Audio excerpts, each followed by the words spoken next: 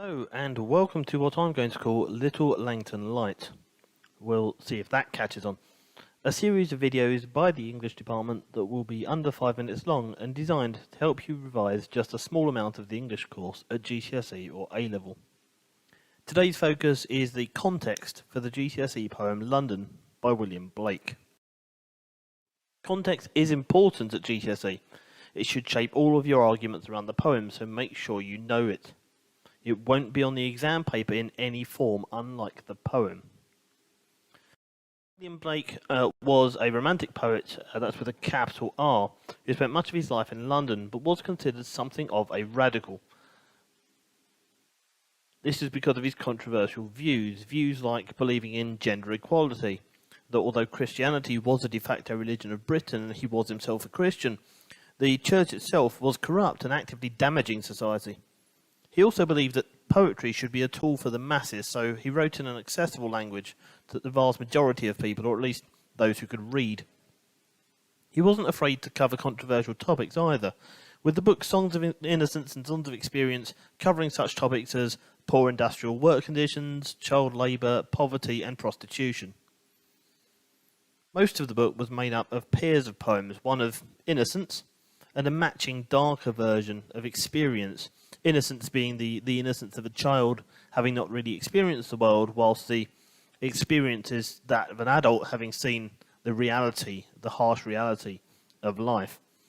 London, however, doesn't actually have a pair. It doesn't have an innocent equivalent. It's just a song of experience. This might be signifying that Blake believed there was no innocent side to London, that London was just a dark place that only damaged those who lived there and survived there. Like a lot of first-wave romantics, Blake was inspired by what happened during the French Revolution. He was sitting in England, reading about the nobility of this revolution, overthrowing the king and taking the power back for the people. And he was interested in the end of the French monarchy with Louis XVI's execution in 1793. He believed that power should be taken by the people and there should be a people's parliament where the country was run by the will of the people. However, the French Revolution was swiftly followed by what was known as the Reign of Terror. Things got much worse for the people in France, and this Reign of Terror would cause all manner of issues for many people. Many people were executed by guillotine, but people were tortured, persecuted. It was a horrible time, and he wrote London during this Reign of Terror as he realised that there was no way out for the working class, there was no way out for the poor, that they were trapped in a perpetual cycle of being persecuted.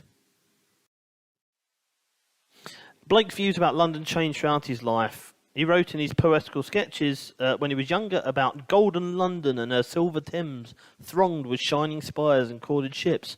But the events in France and his own life in the city soon made him realise just how broken London and its life was, leading to this poem. Finally, Blake was writing here during the Industrial Revolution. You'll probably be familiar with the poem Jerusalem, often touted as an alternative national anthem, which was also written by Blake, and its dark satanic mills. London was a smog-filled industrial place, near apocalyptic at the time, mostly owned by a new ruling class of wealthy landowners, those who held the charters of the chartered streets through which the chartered Thames does flow. The formerly free and wild Thames now controlled by these industrialists, and contrasting the romantic, capital R, belief in the power and eventual victory of nature. If you take a look at that picture there, that is from the 1950s, when there was a particularly bad smog in London, but it was worse than that during Blake's time. The smoke from factories and from trains and industrialisation causing many premature deaths. This was the time of the building of the first underground trains, when steam engines were going underground, and that was worse for everyone as people were inhaling so many carcinogens that the life expectancy in London was significantly lower than that of people outside the city. So, thank you for watching, if indeed you still are. Please give us a like and subscribe. I'll make sure my script is put in the description, and please watch out for any more Little Langton Light videos.